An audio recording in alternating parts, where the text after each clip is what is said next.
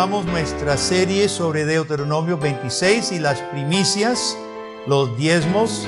Esta es la Iglesia Pacto de Gracia y el texto que estamos leyendo, Deuteronomio 26, del 1 al 15, pero hoy viendo 5 al 11. Hace 15 días nosotros vimos los primeros versículos y vimos la relación entre la ofrenda, el diezmo, las primicias y la gracia de Dios. El pasaje que leímos enfatiza el carácter gratuito de la salvación. Cuando se presenta el ofrendante, el ofrendador, Dios quería que dijera, que confesara que había sido su padre, Jacob, un arameo a punto de perecer. Claro, Jacob salió con solo la ropa encima. Una piedra fue su almohada. El poco de aceite que se llevó derramó sobre la piedra. Un arameo a punto de perecer. Lo recogió Labán y después Dios lo bendijo, etc. Pero esa confesión, hermano, era una confesión de gracia. Que ahora lo que eran y lo que tenían era por pura gracia y puro amor. De modo que la ofrenda era una declaración de la gracia de Dios. Hoy vamos a ver que relacionado a ello, la ofrenda, el diezmo, las primicias, es una declaración de la salvación de Dios. Ahora están relacionados, pero es una faceta un poco diferente. Y Dios quería que antes de que el sacerdote recibiera la ofrenda, el israelita llegaba con las primicias. Chicos, ¿se acuerdan qué son las primicias? ¿Algún niño? Un niño pequeño. ¿Algún niño? ¿Vale? Excelente, 100 puntos para Valentina. Las primicias son las primeras cosechas. La cebada, el trigo había madurado. Entonces ya era un trabajo de varias semanas de recoger todo. Pero la primera canasta, las primeras canastas, ¿verdad? Más o menos una décima parte de lo que iban a recoger lo llevaban al sacerdote. Llevaba las canastas cargadas de cebada y se presentaba. Y antes de recibirlo, el sacerdote, el israelita debía hacer esta confesión que nosotros acabamos de leer en versículos 5 al 11. Esta confesión de la salvación de Dios. Al dar a Dios, estamos reconociendo que Dios nos había salvado. La ofrenda es una declaración a Dios y al mundo. Nosotros hablamos el domingo pasado que muchas veces los abuelos, ya que soy abuelo, nos gusta contar a nuestros nietos cómo era la vida antes. Mi abuela nació en los 1800 todavía, en 1991, 92. Ahora ella obviamente está con el Señor. Pero ella me contaba, ella vivió en Chicago. Antes de haber carros, ¿verdad? La luz era por gas, las lámparas eran de gas. Y ella nos contaba de aquellos tiempos y me gustaba escucharle. Me imagino que don Manuel le contaba también cómo era Costa Rica sin calles, pistas, ¿verdad? En aquellos entonces eran carretas, algunas veces. Mi Volkswagen tiene solo 4 números en la placa. En 1965 solo había 2,000 carros en Costa Rica. Imagínense en los 40, ¿verdad? Los 30. Y eso es bueno que los abuelos le cuenten, o los papás le cuenten. Ahora, en el pueblo de Dios, Dios quería que el mismo pueblo recordaba verbalmente, hermanos, la salvación de Dios. ¿Por qué? Porque se nos olvida.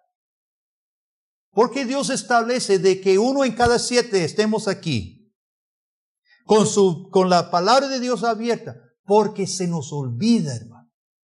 Luchamos con nuestro propio corazón, luchamos con nuestras mentes distraídas.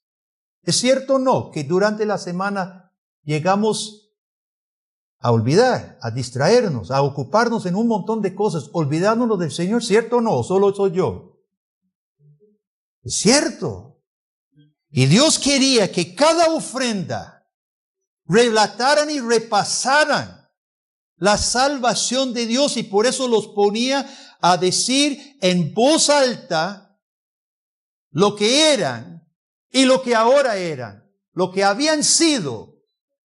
Jacob casi eliminado, la promesa de Dios casi eliminada, porque Dios había prometido que a través de Isaac y Jacob la promesa de bendecir las naciones sería. Y si Jacob muere, si Esaú logra matar a Jacob o él perece antes de llegar a Labán en Harán, ¿qué pasa? Se acaba el plan de Dios. Entonces Dios quería que repasara la misericordia y la gracia de Dios, manteniendo su promesa, trayendo su salvación a este mundo. Y el israelita era producto de esa gracia. El israelita no heredó esa tierra porque sí, o sea, solo. Fue Dios que se la dio, que Dios le había redimido, Dios que lo había sacado de Egipto. Y sabemos que todo ese plano horizontal, el plano histórico, representaba la salvación también, porque Dios los tomó no solamente históricamente de Egipto, Dios los estaba redimiendo, les dio los sacrificios, los sacerdotes, para que fuera realmente una redención total, cuerpo y alma, salvos de la esclavitud física y redimidos sus corazones ante Dios, perdonados en Él. Así que esta salvación era completa. Entre más conozcamos, entre más usted conozca al Dios de la salvación, hermano, más agradecido es su corazón. Muchas veces en la vida cotidiana nosotros recibimos algún bien. Y a veces ese bien estamos contentos, recibimos algo. Pero a veces desconocemos lo que está detrás de ello. Ahorita no se me ocurre un buen ejemplo. Pero ha sucedido en la vida de muchas personas que cuando se dan cuenta del esfuerzo, del sacrificio que se requirió recibir ese bien, uno dice, oh, yo no sabía. ¿Cierto o no? Yo no sabía. Hermano, el cristiano ignorante, el cristiano desconocedor de lo que Dios ha hecho, puede agradecer a Dios, pero agradece poco. Cuando los fariseos acusaron a la mujer pecadora de lavar los pies de Cristo, ¿cuál fue la respuesta? ¿Se acuerda? Simón, el fariseo, denunciaba a esta mujer: si este Jesús supiera quién era, no ni dejaría que lo tocara. Y Jesús le dice: cuando yo entré a tu casa, no me diste, ni me lavaste, ni me diste nada. ¿Por qué? Porque el fariseo no creía que ocupara nada. La mujer sabía que había sido perdonada de mucho. Y Jesús dijo: al que se le ha perdonado mucho, mucho ama. El fariseo amaba muy poco o nada, porque él no creía que tuviera de qué agradecer. Hermanos, Dios conducía a los suyos por una confesión para que recordáramos y que entráramos en esa gratitud. Mucho nos ha perdonado, de mucho nos ha salvado. Y cada vez que ofrendaba, hermano, no estaban dando a Dios, estaban mostrando gratitud a Dios. Y entre más conozcamos esa salvación, más agradecemos. Usted sabe que la gratitud, para mí la gratitud es parte de la imagen de Dios en nosotros. El poder reconocer a Dios, su gloria, y poder responder. Cuando es y debe ser una respuesta natural, agradecer y demostrarlo. A nivel muy cotidiano, ¿verdad? Un muchacho que le está gustando a alguna muchacha, ¿qué es el impulso que se le da? ¿Qué le doy? ¿Qué le regalo? ¿Cierto o no? Cuando los esposos viajamos, lo que se nos ocurre es, ¿qué cosita? A mí se me ocurre siempre tarde, ¿verdad? Pero Se me ocurre. ¿Qué le llevo? Uy, ya me estoy montando al avión y no le llevo nada a mi esposa. Ese impulso en nuestro corazón de gratitud, de verdad, de querer dar y expresar nuestra gratitud, es normal, es natural. ¿Cuánto más en la vida del cristiano? ¿Cuánto más el cristiano que entiende que todo lo que tiene es de Dios? Entonces, dar el 10% no es que a Dios le hace falta esa cebada. Dios no es un Dios que come cebada. Dios dispone de las ofrendas de otra manera. Pero es el impulso natural. Todo lo he recibido. He sido salvo por Dios. He sido redimido cuerpo y alma. ¿Qué le puedo dar? Y Dios le dice lo que debe darle. Las primicias. El diezmo. Yo creo que, hermanos, que necesitamos hablar muy seriamente de este asunto, porque considero que no siempre entendemos. En muchas ocasiones, y esto es algo como un proceso muchas veces natural en una iglesia, la iglesia comienza a ver su ofrenda como el salario del pastor, el pagar la luz y el agua, porque se le da el presupuesto, y se sabe que se tiene que cubrir el presupuesto. Y comenzamos a ver el dinero que depositamos como el pago de la operación del negocio. Así no es. Obviamente, Dios dispone las ofrendas para cosas en su reino. A los levitas para entregar a las viudas. Y el apoyo de los sacerdotes, los pastores, etc. Dios dispone lo que se da para la administración de su reino. Pero en primer lugar, así no es, hermano. En primer lugar, la ofrenda no es el pago del pastor. No es el pago de la luz. No es pintar las paredes. En primer lugar es gratitud a Dios. Y si nosotros estamos dando con otra cosa en mente, hermano, estamos mal.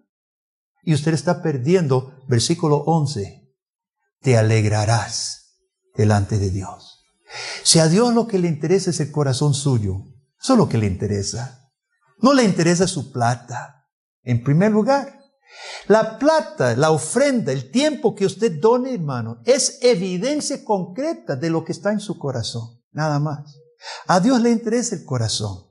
Por eso Pablo dice en Romanos 12, 1 y 2, por las misericordias de Dios presentéis vuestros cuerpos en sacrificio vivo, santo, agradable a Dios, que es vuestro culto racional. Nuestro culto es presentarnos, hermano, por las misericordias de Dios, presentarnos ofrendas vivo, de sacrificio vivo, santo y agradable al Señor. A Dios le interesa su corazón. Demos nuestro corazón. Y cuando usted le dé su corazón, hermanos, ni la 10ª parte, ni el diezmo basta para usted expresar su gratitud y su gozo en el Señor. En el Nuevo Testamento no damos cebada, porque yo no siembro cebada, ¿verdad? Ni trigo. En las iglesias urbanas, como dice Pablo en 1 Corintios capítulo 16, cada primer día de la semana cada uno ponga aparte dinero. Nosotros damos colones, no damos trigo y cebada, pero es la misma cosa. Nosotros expresamos nuestro amor a Dios, expresamos a Dios por su salvación, nuestra alegría y nuestra gratitud. Y no solo dinero, sino Pablo dice que nuestras vidas enteras. Ahora, vamos a hablar de esto, hermanos, porque nosotros enfrentamos como iglesia una dificultad. Cuando nosotros hablamos de disponer nuestras vidas en sacrificio vivo, estamos hablando de tiempo, esfuerzo. El problema de nuestra congregación, el problema particular de nosotros, es que vivimos esparcidos por toda la meseta central. Nosotros no somos una iglesia de barrio. Más fácil, fuéramos una iglesia de un solo barrio y ahí nos reunimos y nos movilizamos y realizamos trabajos juntos aquí. Sabemos que así como está la situación del tráfico, del tránsito en San José, es difícil para nosotros estarnos reuniendo, estarnos viendo entre semana. Entonces yo como pastor traigo una inquietud. si Dios nos pide a todos nosotros nuestras vidas, el dinero el día domingo, que gracias a Dios podemos estar aquí, es una muestra. Nuestros diezmos, ser fieles con el diezmo para muestra del corazón, pero no solo nuestro dinero, sino el tiempo. Entonces, la inquietud mía es, ¿cómo nos movilizamos? ¿Cómo nos organizamos para esto? Ahí están los hermanos en San Carlos, hermano. Están solicitando acompañamiento, enseñanza. ¿Qué hacemos? Yo lo traigo como inquietud. No tengo las respuestas. Yo sé que aquí Dios ha dado cerebros mucho más inteligentes que el mío. Ideas mejores que las mías. Entonces, hermanos, mire, Dios nos pide como iglesia, y yo sé que hay corazones agradecidos. Yo sé que ustedes están agradecidos con el Señor. Y yo sé que ese agradecimiento se convierte en deseo de presentar su vida entera como sacrificio vivo. Ahora, ¿qué hacemos? ¿Cómo hacemos? Siempre están el colegio, están los hermanos de Educación Plus, está la imprenta, gracias a Dios, algunos han pasado a la imprenta para trabajos voluntarios, horas voluntarias. De eso se trata, hermanos, cuando se pueda. El colegio siempre puede usar manos. Aquí también. Aquí hay mucho trabajo para los que estamos cerca. Pero bueno, yo nada más pido que pensemos en esto, hermanos. Si nuestra gratitud se muestra en la vida, el tiempo que tengamos, pues de qué manera vamos a poder ofrendar al Señor. Dios estableció, hermano, el ofrendar dinero, tiempo, como una forma de unirnos en su salvación. Y yo no sé si usted se fijó en versículo 11, 10 y 11. Dos cosas suceden cuando nosotros nos presentamos delante del Señor. Versículo 10, en Deuteronomio 26. Dice, he aquí he traído, esta es la confesión, las primicias del fruto de la tierra que me diste, oh Jehová. Lo dejarás delante de Jehová tu Dios. Ahí ya, por fin usted puede entregar su cebada, después de toda la confesión. Lo que era Jacob, la esclavitud en Egipto, las penurias que pasaron sus padres y usted, la salvación de Dios con mano grande, con mano alzada y brazo fuerte, la tierra que Dios le había dado. Ahora sí, habiendo hecho la confesión, usted puede dejar su ofrenda. No antes, ¿verdad? No antes, ahora sí. Y dos cosas, ese acto, Dios lo define como dos cosas. Y, ¿lo está viendo? La última parte del versículo 10. ¿Y qué? Adorarás delante de Jehová tu Dios. Y versículo 11, y te alegrarás. Adorarás y te alegrarás delante de Dios. Hermanos, qué interesante que Dios une la alegría con la adoración. Pero usted sabe que esto no se limita al Antiguo Testamento. Le voy a leer un pasaje de Filipenses capítulo 4, donde Pablo aplica una vez más el Evangelio. Filipenses 4:4. Regocijaos en el Señor siempre. ¿Qué estaba haciendo el israelita? Alegrándose en el Señor, no alegrándose en los bienes, ni en su prosperidad. Estaba alegrándose en el Señor, por eso la confesión, para que no se confunda. Hoy día la iglesia ha convertido la ofrenda en muchas cosas, menos lo que es. Tristemente, en este momento de algunos púlpitos en Costa Rica y Latinoamérica se estará diciendo que si tú no das, no vas a ser bendecido. Un trueque. El baalismo. Baal exigía la ofrenda para que Baal mandara lluvia. Muchos olvidan que la Biblia dice, más bienaventurado es dar que recibir, y convierte, más bienaventurado es recibir que dar.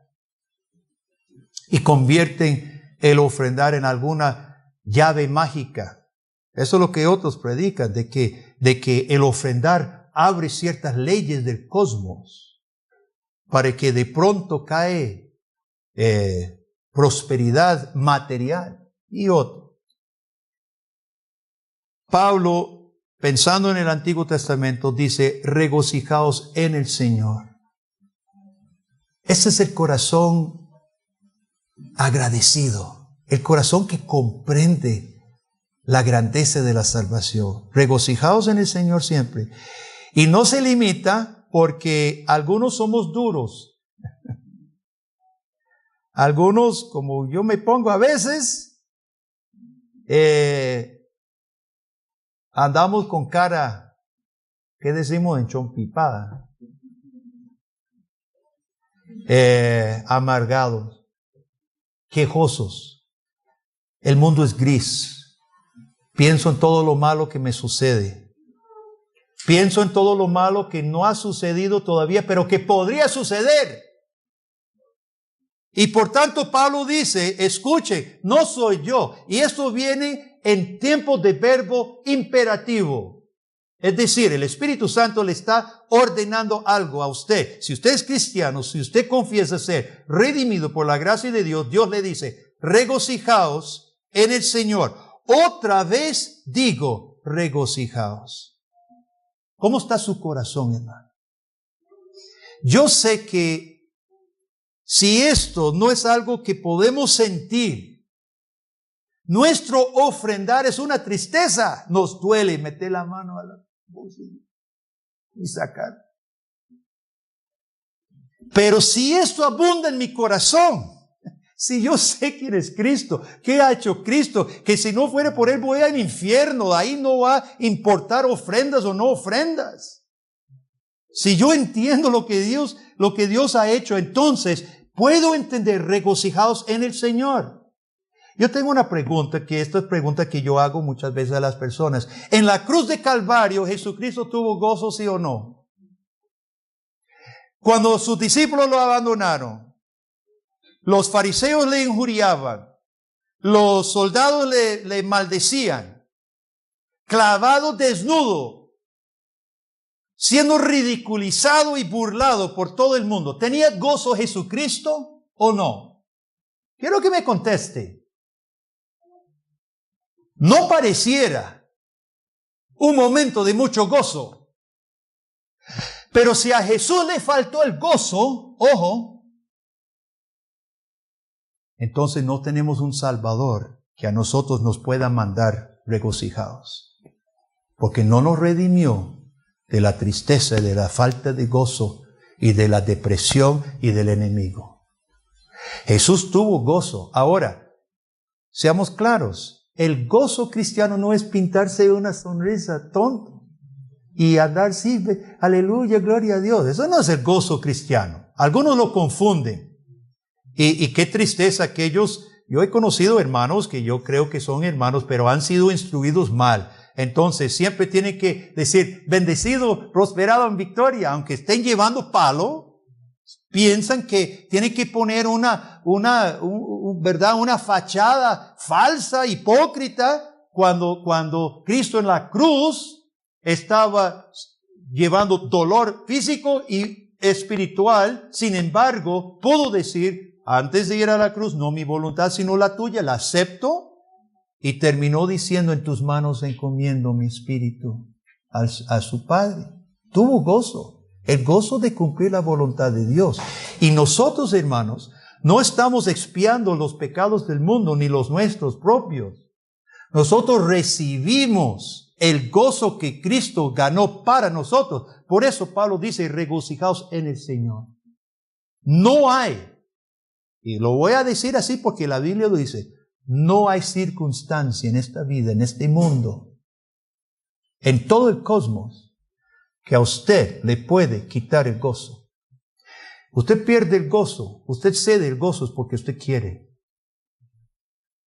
Pero Pablo dice, inspirado por el Espíritu Santo, y por causa de la obra de Cristo, regocijaos. Otra vez digo, regocijaos. O escuche, vuestra gentileza sea conocida de todos los hombres, el Señor está cerca. Cuando usted anda desesperado, cuando usted anda de mal humor, cuando usted anda criticón y quejoso, ¿qué es lo que pasa? Su Cristo usted no lo ve cerca. Es más, usted se olvidó de Jesucristo que te redimió. ¿Quién sabe dónde se imagina usted, dónde esté Jesús? Dice Pablo, el Señor está cerca. Por nada estéis afanosos, sino sean conocidas vuestras peticiones delante de Dios. No estamos diciendo que no haya que pedir a Dios. Sean conocidas vuestras peticiones delante de Dios con oración y ruego, con acción de gracias. Y escuche la promesa. Usted hace esto, usted se regocija en el Señor, no gozo hipócrita, ¿verdad? No simplemente una sonrisa, pero usted se regocija en el Señor. El Señor está cerca. Usted hace conocidas sus peticiones delante del Señor con acción de gracias. Y esta es la promesa para usted. La paz de Dios que sobrepasa todo entendimiento guardará vuestros corazones y vuestros pensamientos en Cristo Jesús. ¿Quién no va a querer agradecer al Señor, hermano? Con esas promesas. Esa es la promesa que conduce al cristiano a la ofrenda, ninguna otra. Esa es la gran promesa, hermano. La gran seguridad. El gran mensaje del Evangelio. Que en Cristo somos reconciliados. En Cristo estamos seguros. En Cristo, el gozo de Cristo Jesús es nuestro. Y en Cristo nosotros somos aceptos en el amado. Entonces, por supuesto, el corazón del creyente desea, Señor, ¿cómo te puedo agradar?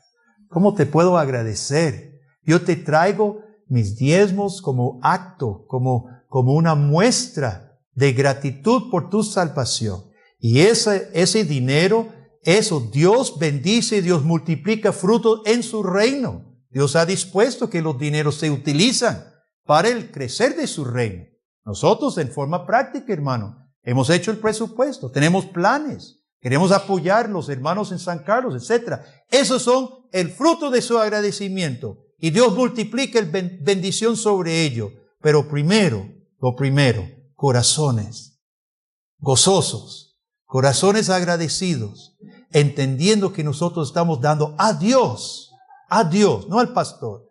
Bueno, en esta iglesia ni el pastor ni el anciano tocamos los dineros. En algunas iglesias es diferente.